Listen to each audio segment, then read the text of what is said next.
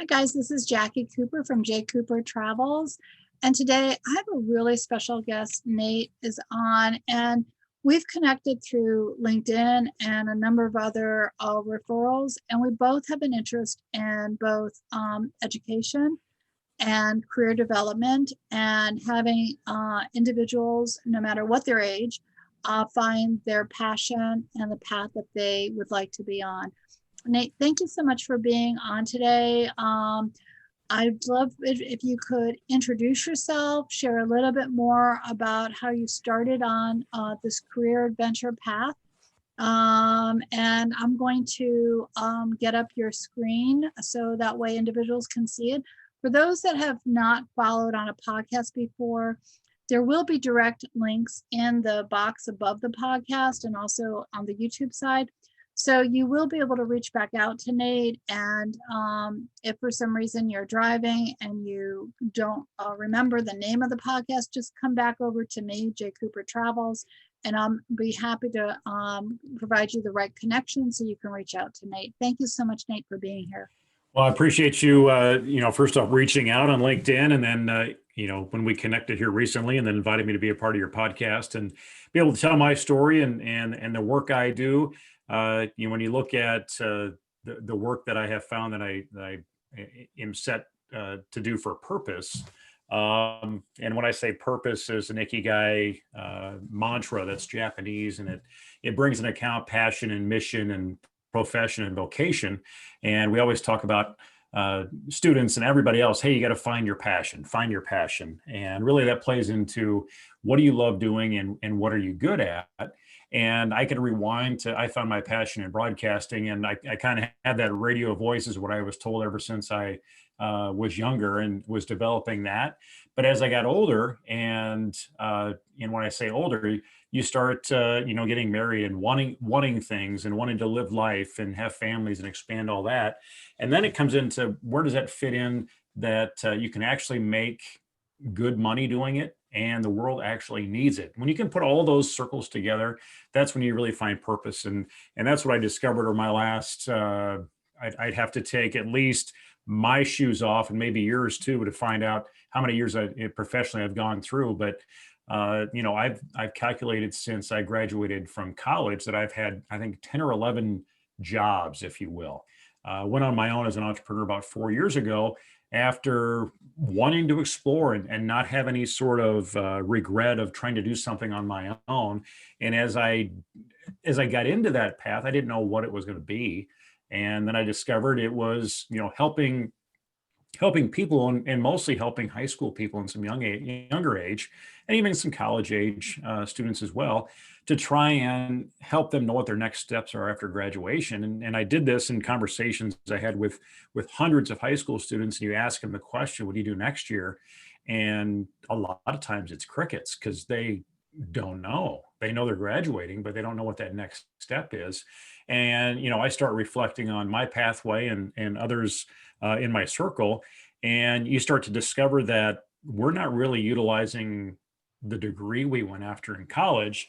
And I think it's 40% of America's workforce or college graduates aren't using their degree in what it was set to be for. And today it's very expensive to get into that and not know where you're going. I have conversations with parents and teachers and students of, you've been in school for 12 years, let's say kindergarten through 13 years, kindergarten through senior year, and you don't know what your next steps are. I don't know who to blame. Do you blame yourself? Do you blame the parents? Do you blame education? I don't know. I think it's all together, but we kind of lose focus of why we exist when you look at that small part of our lives where we're educating and living in our parents' homes or whatever it is, and all of a sudden you get kicked out or decide to move out, and then you have to discover life in a matter of 3 or 4 years, and in time also taking on maybe quite a bit of debt. And then the pressures start building, and all of a sudden 10, 15, 20 years down the line, mortgage, 3 kids, lack of hair. I'm not describing me necessarily. You're like, okay, I can't make a pivot now. But what the work I do is I work with high school kids that start helping them to not necessarily know what they should do, but let's get them to start thinking about pathways and where they can go. I like to keep them in the guardrails and discover some things they really didn't know were out there. So it's fun, rewarding work, and sometimes you bang your head against the table, but other times you're flying high because you walk out of there and that young person all of a sudden has some clarity of what they could become in the future. I love everything that you're talking about because as a both an entrepreneur as well as a teacher, I've had many different career paths. They all sort of weave together, Right. but where I started is not where I am right now, even though they do have a thread. But how does someone find you, and what are the steps that they might that you might take to help them solve the challenge of their not knowing how to figure out what they want to do? Yeah, what I really focus on is trying to reach out to the parents, because I feel like sometimes the parents are the ones that maybe worry more about it than the young person does. But as at that age of 17, 18-year old, and anybody who's had to parent that age knows uh, they don't usually listen to what you're saying anyway. So I kind of have termed myself as I'm the parent that's not their parent, and can help shine some light on some things and help give them some direction and open their eyes in the work I've done over the last few years. But the easiest way to find me is at nateclayberg.com. I'm on all sorts of social media with usually the handle at Nate Clayberg on Twitter and Instagram and Facebook and LinkedIn and all of that. That's where I'm at. And I continue to evolve my presence there. I've been doing a lot of the work that I've been doing, within my area in Northeast Iowa in the Cedar Valley, but recently branched out to a couple clients in the Northeast, another client that's in Central Iowa, and continues to grow from there through word of mouth because they've seen what I've posted or articles I've put out on social media, and they start asking questions about it. But I continue to build where that's at, and it really is about the why. I want to help these students discover what their purpose is and where they're going. It's not about me necessarily building the business. It's, again, something I wish I had more direction on, and I know I've heard that from many parents and even graduates that have moved on that have struggled along the way. That's where I said, I was said I wanted to be in broadcasting, and went on to get a degree in journalism, and I thought that was the path. And then at the university, or at Iowa State University, I realized there was other things out there that I had no idea about that I was just never exposed to. And that's part of my process too, as we start discovering industries and work that are out there that a lot of people, including parents and even teachers and adults that are out and about, didn't even know they existed. And a lot of times they don't even know they exist in their backyards, which is sometimes ideal for parents to try and keep their sibling or their children close to home after they graduate. But we're not being fair to anybody if we aren't allowing them to explore what else is out there. Just as it kind of relates to what you do and focus on with travel, it's in careers. How do we explore what's out there to see what we actually love to do and can be passionate about it, and just really all around have that good purpose in life. So I know you and I've had a few conversations. What are the values that you coach on for those that you are helping? How are you addressing that? Because that is a lot of it as at the core of how we find out what we want. Yeah, when you get into those core values, and obviously, the ones that I want to go after is I want people to be ambitious. That's what I want to coach on, is to be ambitious and want to personally develop yourself and create some professionalism to you, because I feel like if you can have those two things, it really sets you up for success. But also, I want you to be open-minded. It goes back to what I was just saying about exploring. Be open-minded about a job that you think wouldn't fit you, because it could be necessarily working for a manufacturer, and right away you say, I don't want to work in manufacturing, that's not what I want. But you really have no idea what those jobs are. Different jobs that could be related to not just the manufacturing process, but in design and engineering and business and the front office, marketing, sales. There's all sorts of opportunities there. But I also want to make sure purpose is that value that we're always going through, that anything that we're talking about, there's a purpose to it. And ironically enough, when we're working through a purposeful process, we're trying to discover your purpose as a whole, to kind of play on those words. So, why do you feel the part of the process from school to career is not covered as much as it should be? Because I think it's hard. It is hard work. It takes time.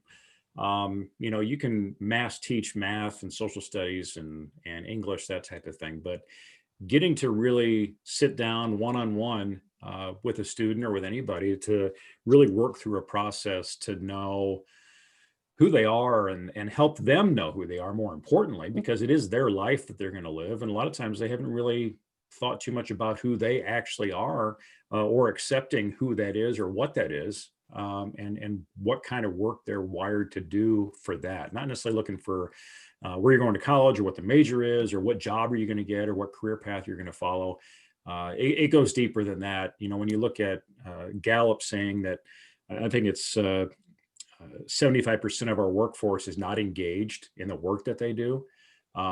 It's kind of depressing, actually, when you start thinking about, because I've been a part of that statistic, that you go to work and you go through the motions and you get the paycheck and it's Friday, yay. And then all of a sudden it's Sunday night and you're like, I got to go back to work on Monday. The work I do now, it's like I could do a 12-hour week, I feel like sometimes. And sometimes I forget that the week is coming to an end or that the workday is coming to an end. No, I understand that totally. And I want that for others. Yeah, exactly. If you do find the passion, then you don't feel it as quote unquote work because you're enjoying it. So with career adventure, what's the process though? I mean, is there like a class, a course? How do you help those that are coming to you? There's obviously some free options I have through my website or blog or social media that I share content and articles and put some of my information in there. I've got a podcast that's relatively new. I guess I continue to develop that Career Venture podcast. That's on all the platforms where I talk to people that impact that have impacted my life or that I've had impact from, and I'm continuing to grow that. My goal is to reach out to a person from every job that I've been a part that had an impact on me. And I go back and forth. Do I go after the ones that maybe even had a negative impact on me and have some conversations with them? But I'll continue to develop that. But, those are some of the free ways to get into it, to get value from. But really where I'm at right now, I'm working on developing a 3-month and a 6-month coaching program, one-on-one, for young people. And who's driving it? There's some self-driving from students that may want to do it, and their parents may have to invest in that, or the parents want to make sure that they're looking at the amount of time and money that they're going to put in and that their child may put in. And you're looking at a public university, a 4-year degree is going to cost you probably overall $100,000, $90,000 to $100,000, depending where you're at, and that's a public education. You want to make sure you're spending that right. Even when you go buy a car, you don't just go in there and they tell you the features and show you a book, but never let you actually sit in it driving around until you've signed the papers. But college education, that's kind of how that is. So how much pre-work can you do? How much experience can you get in there to do that? But going through the 3-month session that I kind of term the clarity, discovery, and success for college and career, there's some steps we work through in trying to develop, again, who they are and get to know who they are. What are they meant to do? There's some assessments we work through. I'm a big data guy, and I want to see, that data first before they tell me what they think they want to do. And then we start having those conversations and it kind of comes to light.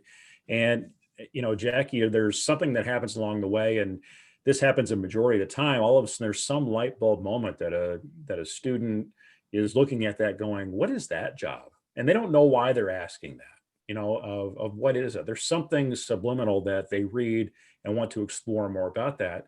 But, when you look at the luxury that age group has compared to what you and I had at their age, we had to pull out the encyclopedia and look up what is an anthropologist, what actually do they do? But there was jobs that obviously exist today that didn't exist a year ago, 5 years ago, 10 years ago. Be interested what the pandemic also does for what the job market is. But ultimately, we get down to, in that 3-month plan, is trying to help them develop that graduation story, that in the spring, when Uncle Mike says, "Hey," at your graduation party, or sees you at Easter and says, "Hey, what are you doing next year?" And you have a legitimate answer, that they're like, "Wow, you've actually thought through this." And my hope is that then those people that you tell that story to want to help you, and they want to help you make connections with people in the field that you're talking about, or help you even get more clarity. I work with a group that is targeted wanting to be teachers. And of that group, there's always like 5 or 10% of them that get into their field experience and they are like, "I don't want to be a teacher." Thank goodness you found out at this point, and not your senior year student teaching, and then you don't know what to do. It's almost it's a little late. I wouldn't say it's too late, but it's a little late at that point. But I'm big into reverse engineering your plan. Let's look for the kind of work that you're wired to do. Let's figure out what's the pathway to get there as far as education and experience, and let's set that action plan in motion. And want to get into that extra 3 months in our 6-month program of charting your career adventure. That's where we start really activating it. Start looking at that job and helping develop your network and your resume and your LinkedIn profiles, and how do you get to that job eventually. This is something I continue to evolve and continue to adapt. But the circumstance we're in right now, in like we're talking on Zoom, this has made things so much easier for people to really explore and have conversations with people like you and I, or even somebody who's interested in anthropology. You can actually reach out to an anthropologist, and they may take 10 minutes to talk to you on a Zoom about what work they do. This is the luxury we have right now. So yeah, that's the process I have now. And down the line, we're looking at doing some other maybe bigger events and workshops and online courses. But I think the true value right now is that one-on-one coaching that really is an investment in saving some time and money in the long run, and heartache. I think what you're doing is invaluable. One, as a special ed teacher and as a teacher myself, I think that the pre-planning, even though life changes, your path changes, but I think that asking the questions now, like you had said, is really important, because it can save you time. I know when I was going through my first career path is law, and I'm still active as a lawyer. But when I first started law, I knew I wanted to go into the healthcare side of it, because I was interested in patients' rights. I ended up going to the Veterans Administration, and I realized then, after being there a year, that I was dealing with paperwork and not people. So then I learned, okay, that's not something I want to do. I want to have some contact with people, not just the paperwork side. That was an important lesson, but it took a year to learn that. And then, as each job I've had, I've learned more about myself and what I like and what I don't like, what I like within the teams, what I like about myself. I know that the reason when I graduated from Vassar, my major was multidisciplinary, science, technology, and society, because I like taking a little bit of everything and blending it. Right. And that's why I ended up navigating towards special education, because I could I could learn about brain science, I could use education, I could be creative and thinking out of the box for helping the kids that I'm servicing. And I wasn't stuck in one room, because I like to move around. So again, when you start to learn about yourself, what you like and what you don't like, then it helps as you plan possibly a career, and someone like yourself who can ask those questions and help people kind of just kind of pull back the layers like an onion. I think that's really important.